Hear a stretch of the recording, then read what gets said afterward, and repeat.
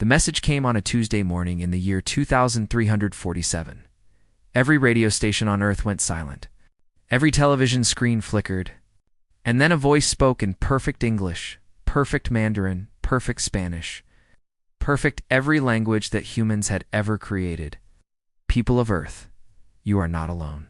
We are coming to meet you. Lena Morris was drinking her coffee when the announcement came. She was 53 years old, with gray hair and tired eyes that had seen too many political battles. She worked as a diplomat for the United Earth government, spending her days negotiating trade agreements and border disputes. She never expected to negotiate with aliens, but 3 weeks later, she stood on the observation deck of humanity's best starship, the Endurance, watching something impossible approach through the darkness of space. The alien vessel was the size of a city. It moved without engines that Lena could see, gliding through the void like a silver ghost. Lights flickered along its surface in patterns that hurt her eyes if she looked too long. "That ship is bigger than anything we've ever built," said Captain Daniel Webb, standing beside her. He was a calm man from Nebraska, 60 years old, with hands that never shook and a voice that never rose above a comfortable volume. He had commanded ships for 30 years and had never seen anything like this. "It's bigger than most of our cities," Lena replied.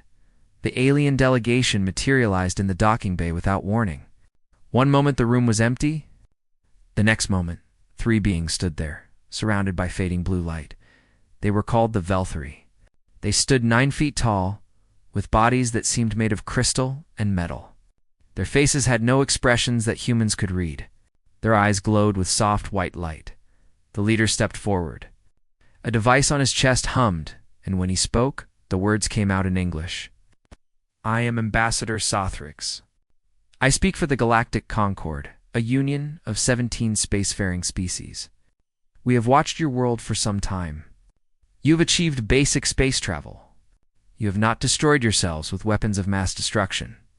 This places you above average among young species." Lena stepped forward, keeping her voice steady. "We are honored to meet you. I am Ambassador Lena Morris. I speak for the United Earth government." Sothrix tilted his head.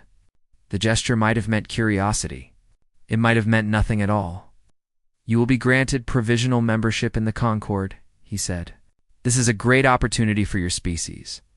In time, perhaps a few hundred years, you may develop enough to contribute something useful." Lena felt something cold settle in her stomach. She had negotiated with difficult people before.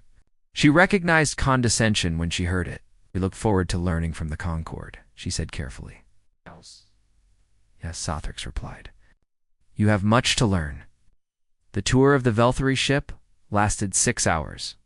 Lena and Daniel walked through corridors that seemed to stretch forever, past machines that did things they could not understand, through rooms filled with wonders that made their best technology look like children's toys. The Velthari guides explained everything with simple words. They spoke slowly, as if talking to people who might not understand complex ideas. In the medical bay, they showed devices that could regrow a lost limb in 2 hours. "Your species still uses surgery," one guide noted. "How quaint." In the engine room, they showed drives that bent the fabric of space itself. "You are still using chemical rockets for some purposes, yes? Interesting that you have survived this long." In the weapons bay, they showed cannons that could crack a planet's crust with a single shot. "These are defensive only, of course. The Concord has not fought a major war in 6,000 years. We have no need for aggression." Through it all, the Velthari never looked directly at the humans. They answered questions, but only briefly. They smiled, but the smiles never reached their glowing eyes. When the tour ended, Lena and Daniel returned to the Endurance in silence. They walked to the captain's private office and closed the door behind them. "They don't hate us," Daniel said finally. "No," Lena agreed. "They don't fear us. They're not threatened by us." "No." Daniel sat down heavily in his chair. "They don't think about us at all. We're nothing to them. We are furniture." Background noise. Lena walked to the window and stared out at the massive Velthari ship.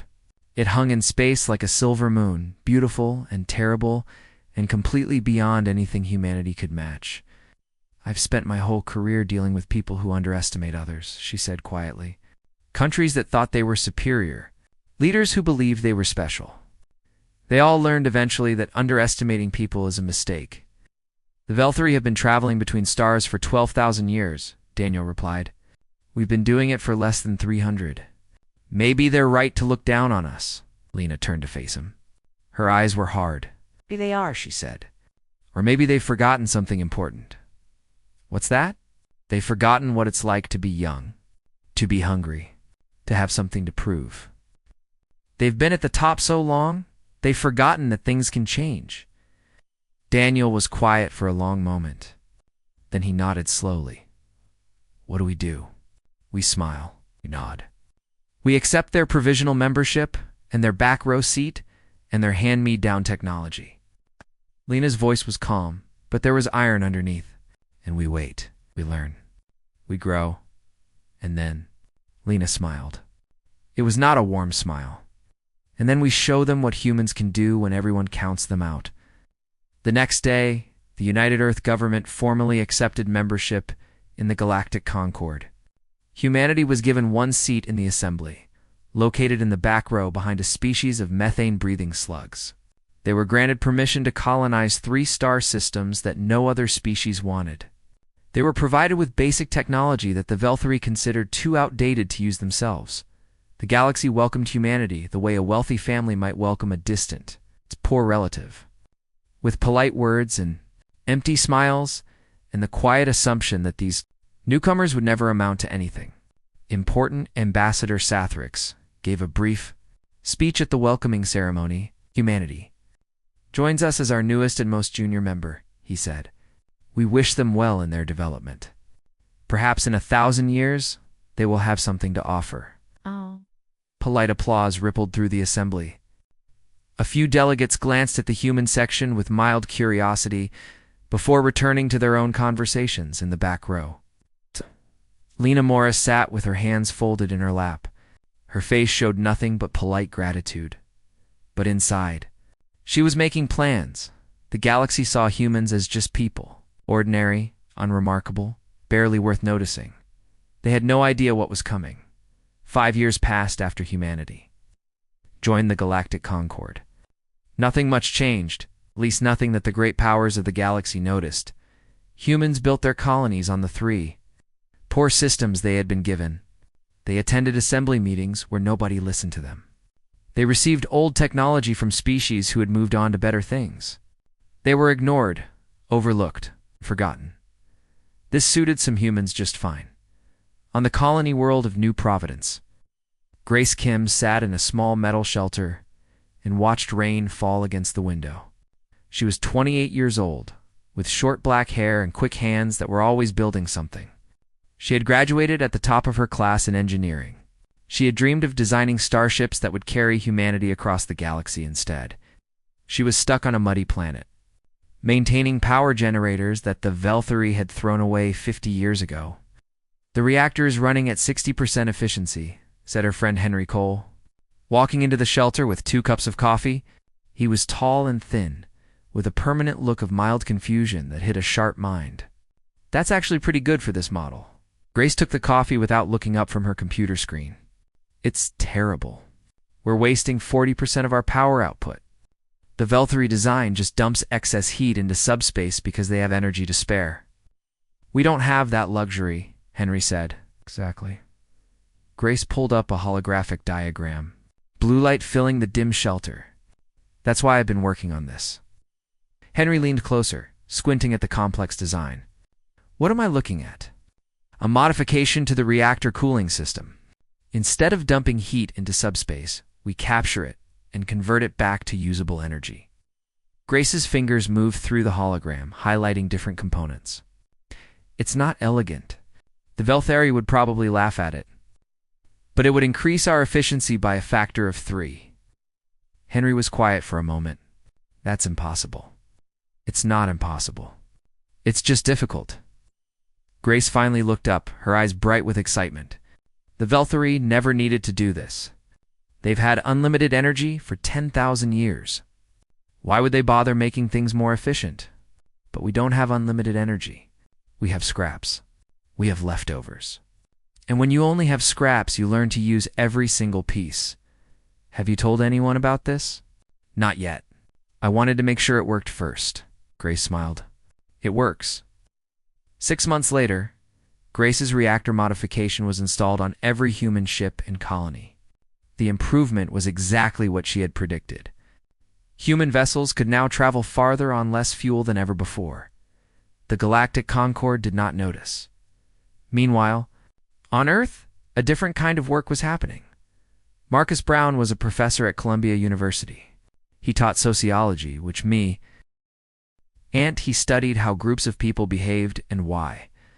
For the past 3 years, he had been conducting research that no one in the Concorde would have considered important. He was studying aliens. Look at this data, he said to his research assistant, Diane Fuller. They sat in a basement office surrounded by screens showing charts and graphs and photographs. I've analyzed every species in the Concorde, their history, their culture, their behavior patterns. Diane was 25 years old, sharp and ambitious. She had joined Marcus's team because everyone else thought his research was a waste of time. That usually meant the research was interesting. What did you find? She asked. They're all old. Marcus pulled up a timeline that stretched across centuries. The Velthari have been spacefaring for 12,000 years. The Kroth for 8,000. The youngest species in the Concorde has been among the stars for 2,000 years. They're all ancient civilizations. We knew that already. Yes, but look at what comes with being ancient. Marcus highlighted different sections of the data. They've all reached a certain level of technology and stopped pushing forward. They've achieved a certain population and stopped growing. They've expanded to a certain size and stopped expanding. They've settled. Diane frowned. Settled how? Settled in every way. They make small improvements to things, but they don't revolutionize anything. They don't take big risks. They don't try wild new ideas. They've been doing everything the same way for thousands of years, and they've forgotten that other ways are possible. Why? Because they don't need to change. They're comfortable. They're safe. Change is uncomfortable. Change is scary. When you've been doing something one way for 5,000 years, trying something different feels insane. Marcus leaned back in his chair. But we're different. How? We've been spacefaring for less than 4 centuries. We're children compared to them. And children do something that old civilizations forget how to do. Diane waited. Children grow, Marcus said. Children change. Children look at something that's been done the same way forever and ask why it can't be done differently. On the colony world of Kepler's Hope, a young doctor named Patricia Santos was discovering something similar. She worked in a small clinic, treating colonists who got sick or injured. She had been given Velthari medical equipment, advanced machines that could diagnose almost any illness instantly, but the machines only worked for problems they recognized. When colonists developed new illnesses, conditions caused by alien bacteria or unusual environmental factors, the Velthari machines simply displayed error messages, so Patricia learned to work without them. She studied the old medical texts from Earth, techniques that human doctors had developed over centuries of fighting diseases with limited tools. She combined ancient knowledge with alien technology, creating new treatments that neither humans nor Velthari had ever used before. When a strange fever swept through Kepler's Hope, killing patients faster than the Velthari machines could diagnose, Patricia found the cure. She worked for 72 hours without sleep, testing combinations of treatments. Refusing to give up, she saved 200 lives. The Galactic Concorde did not notice. In boardrooms and laboratories, and small shelters across human space, similar stories were happening. Engineers finding new solutions, scientists asking new questions, doctors developing new treatments, soldiers training in new tactics. None of it seemed important. None of it made headlines in the great news networks of the Concorde. Humanity was still the youngest and weakest member of the galactic community, still sitting in the back row, still being ignored. But something was changing. Ambassador Lena Morris saw it. She traveled between human worlds, meeting the people who were quietly revolutionizing everything they touched. She listened to Grace Kim explain her reactor modifications. She read Marcus Brown's research on alien psychology. She visited Patricia Santos's clinic and watched her treat patients with techniques no one else in the galaxy used. "They think we're nothing," Lena said to Daniel Webb during one of their regular communications. He was still commanding the Endurance, patrolling the borders of human space. "They think we're children playing with toys. Are they wrong?" Daniel asked. "They're wrong about what children can do." Lena smiled. "Children learn. Children adapt. Children grow into something new. And when we're done growing, that's the question, isn't it?" Lena looked out at the stars. "I don't think anyone in the galaxy is ready for the answer." Years passed. Humans continued to improve, to innovate, to grow. They remained quiet about it. They didn't boast. They didn't demand recognition. They just kept working. The galaxy continued to see them as just people, ordinary, unremarkable. The galaxy had no idea that ordinary people, given enough time and enough reason, could change everything. And time was running out. Somewhere beyond the edge of the galaxy, something was waking up. Something hungry. Something that would force the Concord to face a threat it had not imagined in 6,000 years of peace. When that threat arrived, the ancient powers would discover that sometimes the youngest, weakest, most overlooked members of a community are exactly what you need. They would discover what humans could do. But first, the darkness had to come. The Zerathi came without warning. They emerged from the darkness between galaxies. From the empty void where no stars shine and no life should exist. Their ships were nightmares made solid, organic vessels that pulsed and writhed like living things. They did not communicate. They did not negotiate. They simply arrived and began to feed. The first world they struck was Velthri Prime 7, a colony of 12 million beings. The Zeruthi fleet surrounded the planet like a swarm of hungry insects. They extended tendrils of dark energy that touched the surface and began to drain. They took everything. Within 6 hours, Velthri Prime 7 was dead. Not destroyed. Dead. The Zerathi had consumed every living thing, every power source, every scrap of energy. The planet that remained was a gray husk, corpse floating in space. 12 million Velthari died in a single day. The news spread across the galaxy like wildfire.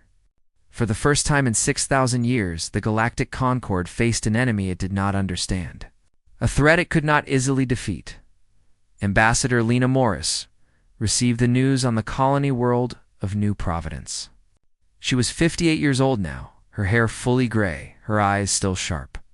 She read the reports in silence, then called an emergency meeting with every human leader she could reach. "This is different," she told them. "The Concord has never faced anything like this." "What do we know about the Zerathi?" asked Admiral Jonathan Pike, commander of the human fleet. He was a large man with a scarred face and hands that had seen combat. "Almost nothing. They don't respond to communication attempts. They don't seem to have individual minds that we can identify. They just consume." Lena pulled up the images from Velthri Prime 7. The room went silent as they saw what remained of the colony. They're drawn to energy signatures. The bigger the energy output, the more attractive the target. What is the Concord doing about it? That's the problem. Lena's voice was grim. They're arguing. The Galactic Assembly had been in emergency session for 3 days. Every species was represented, every voice raised in fear and confusion. But no one could agree on what to do. The Velthari wanted to negotiate. "We must understand their motivations," Ambassador Sathrix argued, his crystalline face showing something that might have been grief. "Every species wants something. We simply need to discover what they desire." The Kroth wanted to retreat. "We should consolidate our forces around our core worlds," their delegate clicked, his insectoid body trembling. "Let them consume the outer territories. Eventually they will move on." "Move on to where?" demanded the Synthary representative, a being of pure light contained in a mechanical shell. "They come from outside the galaxy. This is their destination, not a stop along the way." "Then we fight," shouted the Draxian delegate, a massive creature with 4 arms and a voice like thunder. Fight with what? Sothrix replied. We sent a battle fleet against them at the Kepler Nebula. 47 ships. The most advanced vessels in Velthary space. He paused. None returned. While the assembly argued, the Zerathi consumed 2 more worlds. Lena Morris sat in the back row of the assembly, watching the debate spiral in endless circles. Beside her, Captain Daniel Webb had arrived from patrol duty, his face tight with frustration. They've been at this for 3 days, he said quietly. 3 days of talking while people die. They're scared, Lena replied. They haven't faced a real threat in thousands of years. They've forgotten what it feels like. What do we do? Lena was quiet for a long moment. Then she stood up. The motion was so unusual that the argument in the assembly actually paused. Delegates turned to look at the human section, confusion evident on their various faces. Humans rarely spoke. Humans certainly never interrupted. The Concord recognizes the human delegation, Sothrix said, his tone suggesting that this was merely a formality before returning to the important conversation. Ambassador. Lena walked to the center of the chamber, her footsteps echoing in the sudden silence. I have been listening to this debate for 3 days. I have heard excellent arguments for negotiation, for retreat, for resistance. All of them have merit. Your point, Ambassador? Sothrix asked. My point is that while you argue about whether to talk or run or fight, the Zerathi are still moving forward. They don't care about our debates. They don't care about our strategies. They simply consume. Lena activated her personal display, projecting a map of the galaxy above the assembly floor. By my calculations, at their current rate of advance, they will reach the core worlds in 18 months. Every world they consume makes them stronger. Every day we wait makes them harder to stop. A murmur ran through the assembly. Humans propose action. The question came from the Kroth delegate, and there was something in his clicking voice that might have been mockery. Humans propose to fight, Lena replied. The murmur became a buzz. Several delegates laughed openly. The Velthary ambassador tilted his head in what was probably pity. With respect, Ambassador Morris Sothrix said, Humanity's military capacity is ... limited. Your entire fleet would not equal a single Velthary battle group. What could you possibly contribute to a war against the Zerathi? Lena smiled. It was not a friendly smile. You're right that we don't have your weapons, she said. We don't have your ships or your technology or your 12,000 years of advancement. What we have is something different. And what is that? Fresh eyes. New ideas. Lena's voice grew stronger. You've been building weapons the same way for millennia. You've been fighting wars with strategies developed before humans learned to make fire. The Zerathi are something new, something your old methods can't handle. Maybe that means you need something new to fight them. Silence fell over the assembly. For the first time, Lena had their full attention. The Zerathi hunt energy signatures, she continued. They're drawn to power, like moths to flame. Your strategy has been to minimize your energy output, to hide, to run. But what if we did the opposite? What if we gave them exactly what they wanted? You suggest attracting them. The Synthry representative sounded horrified. I suggest baiting them, luring them to a location of our choosing, where we control the terrain. Lena pulled up new data on her display. Human engineers have developed technology that the Concord has never seen. Innovations born from necessity because we didn't have the luxury of unlimited resources. We've been experimenting with energy manipulation, ways to redirect and focus power that your species never needed to explore. Even if you could lure them, Sothrix said slowly, what would you do when they arrived? Lena's smile widened. We would show them that humans are not prey. We would show them that we bite back. The assembly erupted in argument. Some delegates called her plan madness. Others demanded details. A few, the younger species, who had not forgotten what it meant to struggle, looked at the human ambassador with something like hope. Sothrix raised his hand for silence. The Concord does not typically authorize military operations by junior member species, he said. However, these are not typical circumstances. He paused, his glowing eyes fixed on Lena. If humanity wishes to attempt this plan, we will not stop you. But we will not support you either. You will receive no additional ships, no additional weapons, no additional personnel. We don't need your ships, Lena replied. We just need you to stay out of our way. Very well. Sothrix's voice was heavy with doubt. May whatever gods you worship watch over you, Ambassador. You will need divine intervention. Lena turned and walked back to her seat. As she passed Daniel Webb, she saw his eyes were bright with something fierce. Did you just volunteer humanity to fight an enemy that destroyed a Velthari fleet? He asked quietly. I did, with no support from the Concord. That's correct. Daniel was quiet for a moment. Then he nodded. Good, he said. Now, they won't be in our way. Lena sat down and looked out at the assembly. At the ancient species who had ruled the galaxy for thousands of years, who saw humanity as nothing more than children playing with toys, they were about to learn what those children could do.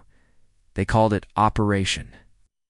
Lighthouse, the plan was simple in concept and insane in execution. Humanity would build the largest energy beacon ever created, a signal so bright it would shine across 100 light years. They would plant this beacon in the middle of empty space, far from any inhabited world. And when the Zirathi came to feed, humanity would be waiting. Grace Kim stood in the cargo bay of the human carrier Resolute, surrounded by equipment that had never been tested in combat. She was 43 years old now, her hair cut short, dark circles under her eyes from months of sleepless nights. The reactor modifications she had designed 15 years ago were just the beginning. In the years since, she had developed something much more ambitious. The beacon is ready, she told Captain Daniel Webb. He was 61 years old, commanding the Resolute and the human fleet that surrounded it. We can activate it whenever you give the order. And the weapon? Grace hesitated. It's not really a weapon. It's more like a redirect. The Zirathi feed on energy. They absorb it into their organic ships and use it to power themselves. My device doesn't attack them directly. It turns their own feeding process against them. Explain it to me like I'm not an engineer. Grace smiled tiredly. Imagine you're drinking from a glass of water. Now imagine that the water suddenly turns to fire inside your mouth. That's what this does. The Zirathi tried to absorb energy from the beacon, but instead of powering their ships, the energy becomes destructive. Their own hunger becomes the weapon that kills them. Daniel nodded slowly. Will it work? In simulations, yes. In reality, Grace shrugged. This has never been done before. By anyone, ever. That seems to be our specialty. The human fleet gathered in the Kepler expanse, a region of space notable only for its emptiness.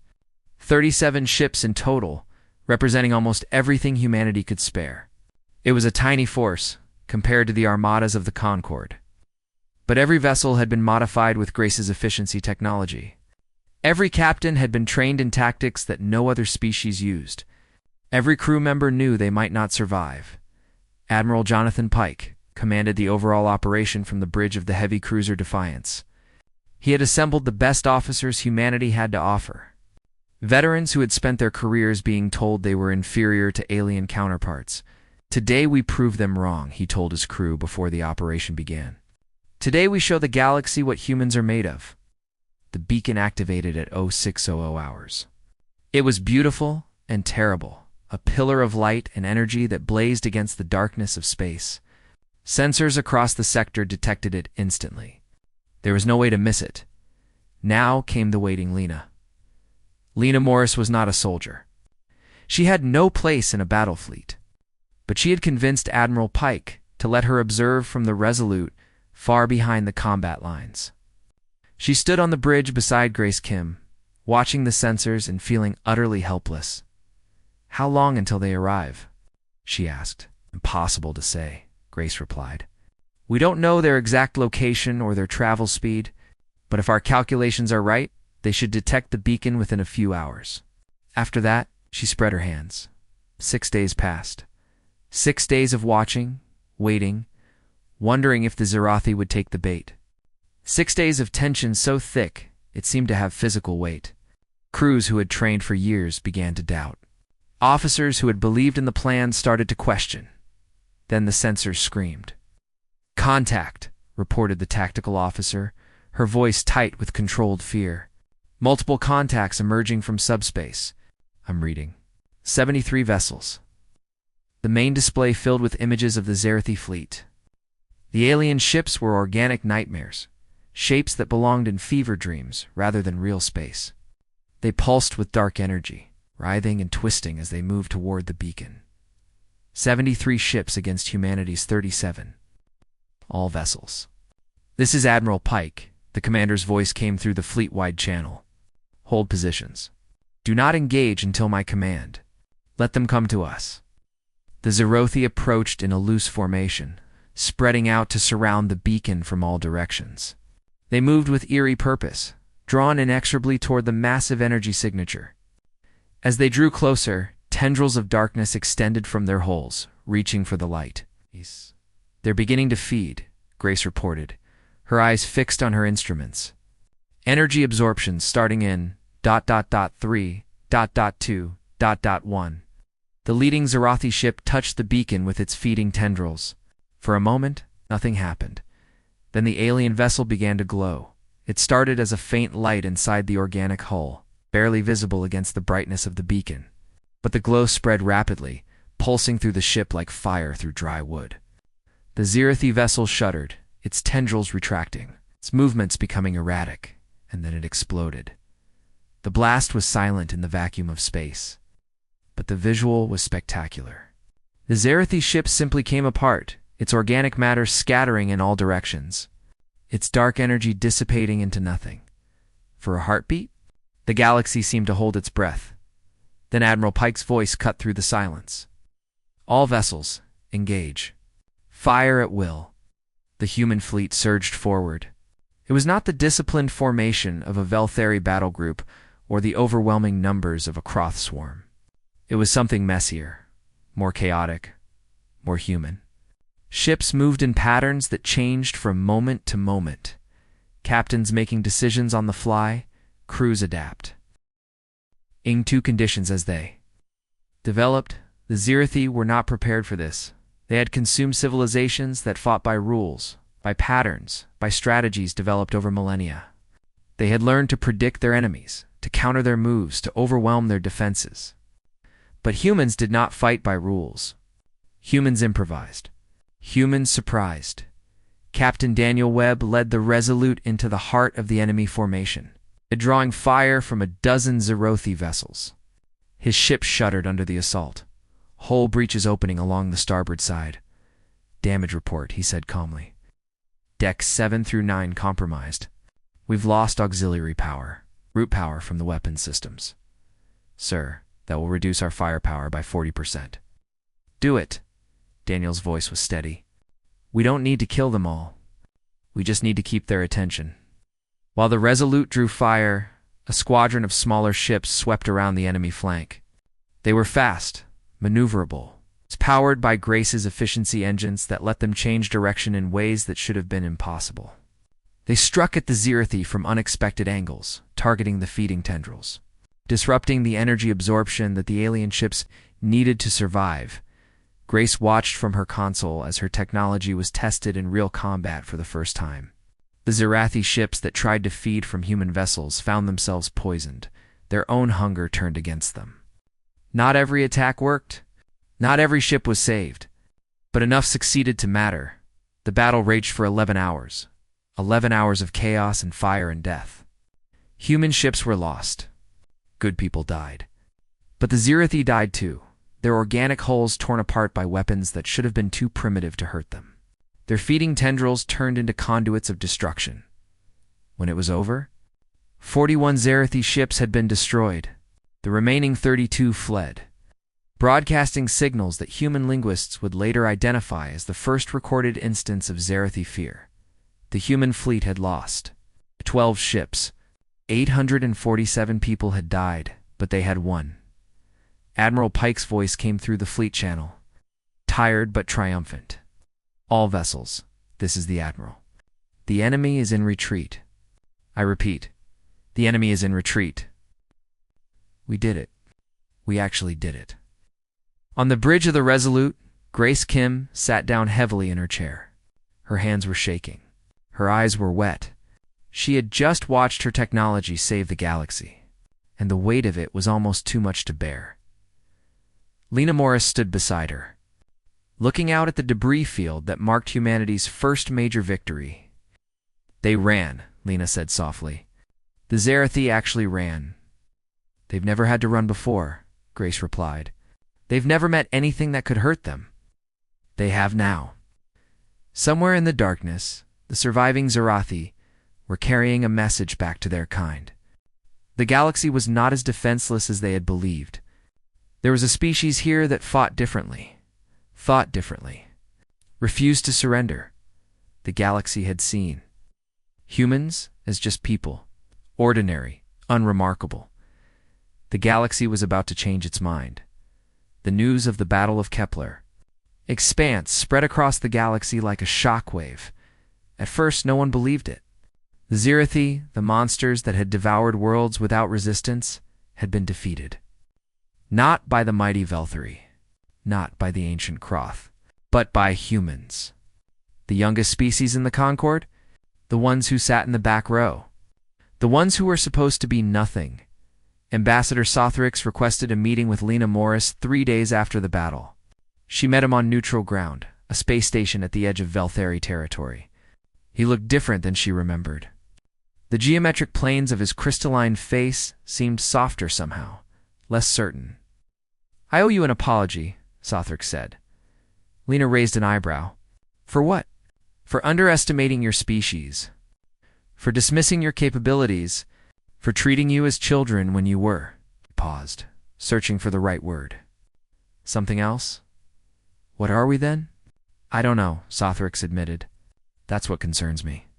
We have studied humanity for decades. We thought we understood you. Limited technology. Short lifespans. Fragile bodies. By every measure we use, you should be unremarkable. And yet you did something that the greatest powers in the galaxy could not do." Sothrix's glowing eyes met hers. "How?"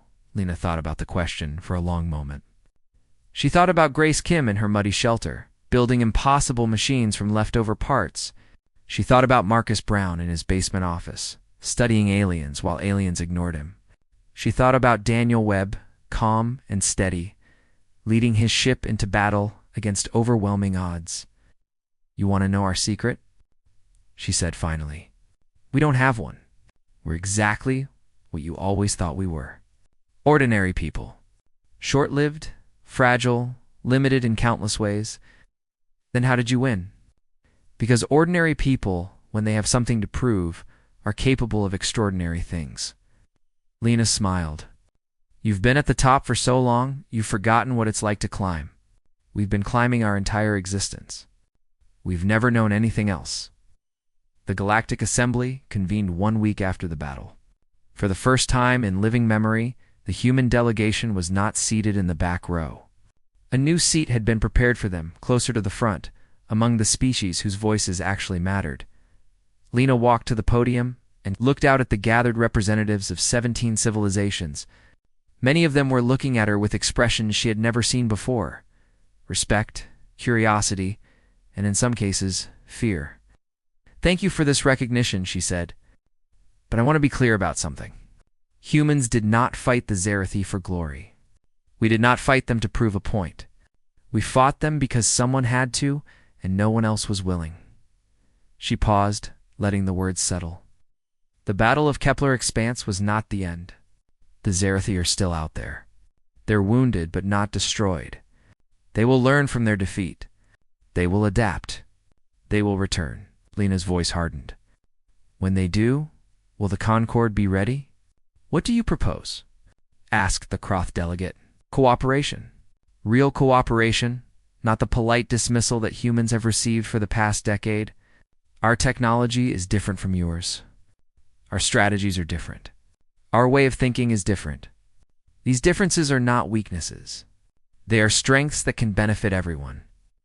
You wish us to learn from humans?" The question came from a Velthari delegate, and there was something almost painful in his voice.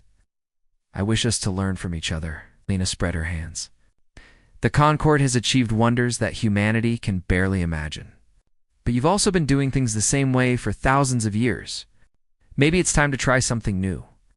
The debate that followed lasted for hours. Old prejudices died hard. Species that had looked down on humans for generations struggled to accept that they might have something to learn from the newcomers. But things were changing. Grace. Kim was invited to present her efficiency technology to the Veltheri Science Council. Engineers who had dismissed human innovations as primitive curiosities now studied her designs with genuine interest. Within a year, reactor modifications had been adopted by 3 other Concorde species. Marcus Brown's research on alien psychology was published in the most prestigious academic journals in the galaxy. His insights into the differences between old and young civilizations sparked debates that would continue for decades. Other species began to look at themselves differently, questioning assumptions they had never examined before. Patricia Santos, the doctor from Kepler's Hope, was recruited to lead a joint medical research initiative. Her combination of human creativity and alien technology produced treatments that neither species could have developed alone. And Admiral Jonathan Pike was appointed to the first-ever Joint Concorde Military Command, working alongside Veltheri and Krath officers to develop new defensive strategies against the Zarathi threat. 5 years after the Battle of Kepler Expanse, Lena Maurice stood on the observation deck of a new space station, watching ships from a dozen species moving through the stars. She was 63 years old now, her body showing its age, but her eyes still sharp. Daniel Webb stood beside her, as he often did. He had retired from active command, but he still visited often. "Do you remember what you said to me after our first meeting with the Veltheri?" he asked. Lena smiled. "I said they had forgotten what it was like to be young. To be hungry? To have something to prove? Do you think they're remembering now? Some of them. The smart ones?" Lena watched a human ship passing alongside a Veltheri cruiser, the 2 vessels moving in perfect formation. Change comes slowly to old civilizations. But it comes. We just needed to give them a reason. By beating an enemy they couldn't beat themselves. By showing them that different isn't the same as worse. That young isn't the same as weak. That ordinary people can do extraordinary things. Lena's voice was quiet but firm. They saw us as just people. And they were right. We are just people. That's exactly what makes us dangerous. The Zarathi returned 3 years later, as Lena had predicted. They came in greater numbers with new weapons, new tactics learned from their defeat. But the galaxy that met them was different too. Human engineers had modified Veltheri weapons. Krath soldiers had adopted human combat tactics. The species of the Concorde had learned to work together in ways they never had before, combining ancient knowledge with fresh perspectives.